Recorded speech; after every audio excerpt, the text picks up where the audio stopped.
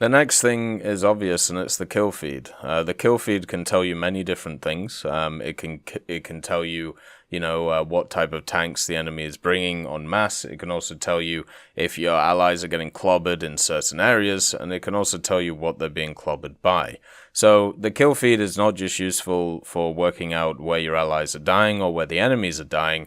It is also worth looking at to work out where they're coming from or where the positions are. Like in certain areas of certain maps, if somebody dies in that area, I know exactly where they died from because I have previous experience in the area and know where the sight lines of that area are. This means that I can move my positions, or I can kind of set up to be able to counter the person who is going to be sat in that sight line. Generally, people don't, in War Thunder, or at least the vast majority of people, don't get a kill and then move rapidly to a next position and then move on, because a lot of people believe if you are more mobile in War Thunder, what will happen is you will kind of die, because the setup of being in a nice position to try and get to another nice position leaves you vulnerable to be able to die. And this is true in a lot of instances, but at the same time, sometimes it can be key to victory to be able to keep being mobile, to keep changing position, so people don't know where you're killing people from. So the kill feed can give you an accurate representation of where people are getting shot from, and also where people are getting shot. And once again, this is attached to crew skills and awareness and stuff, and I believe it's actually on the radio operator. There is like a radio communication crew skill, and basically what this does is this gives you an idea.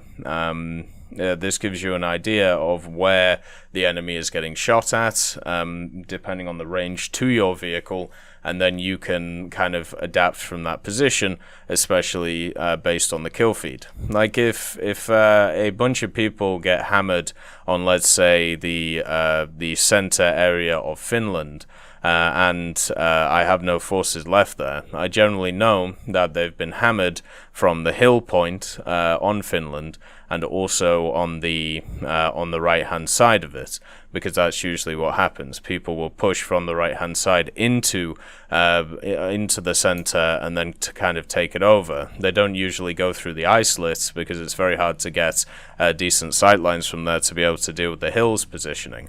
So I know if my team is kind of lost in that area, I know where there's going to be tanks moving through and pushing from, so I can kind of work it from there. The other thing to also note, which I didn't talk about before, which I should have when it came to the map stuff, if an enemy or an ally is capping a point, then you know at least one person is going to be there. The other thing you also can tell is how quickly somebody caps a point. If somebody is capping a point at a hell of a rate, you know there's probably at least 2, 3, or 4 tanks there. If it's a little bit slower, then there's probably only 1 tank there. This is something also key in aircraft, being able to see if somebody caps a zone, then you know there's a guaranteed target on that zone worth bombing.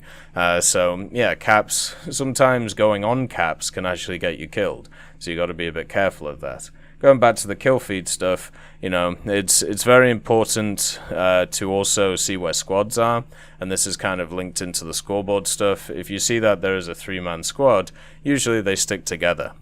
Usually for me, I play solo, or I play with like one other person, and we don't normally stick together too much because that's kind of just how my playstyle is. I'd rather have 2 decent players in 2 different areas of the map instead of one area of the map with 2 decent players. But most people stick together, or at least around the similar side. So if you see in the kill feed, there is like members of a squad or a squadron that you've seen which are squadded up with some people, you can kind of tell where the other 2 are going to be as well, because they're going to be supporting elements to that one.